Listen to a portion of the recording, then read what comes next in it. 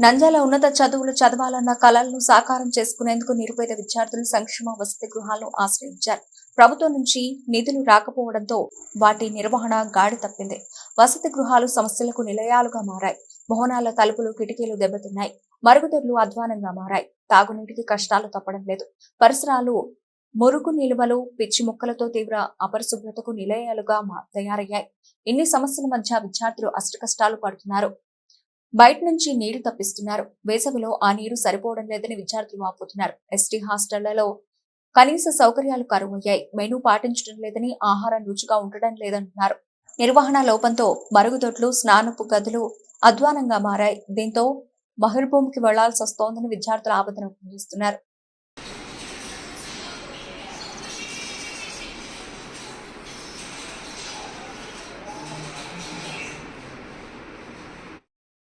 ఎన్ని లైట్లు ఉన్నాయి?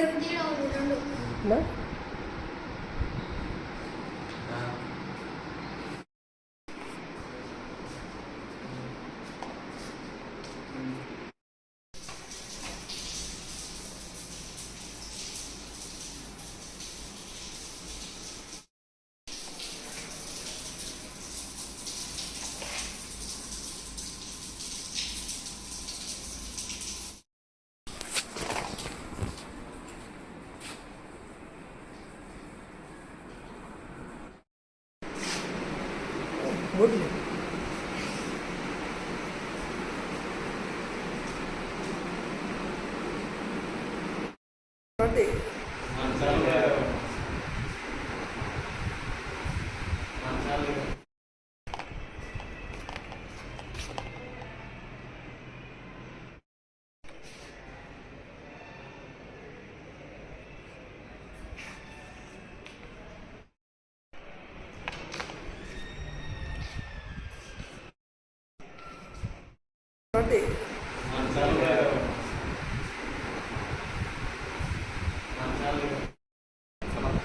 ఇంతే.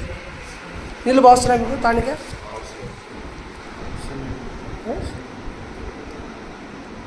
చికెన్ ఎంత ఆ కప్ప? అంతే.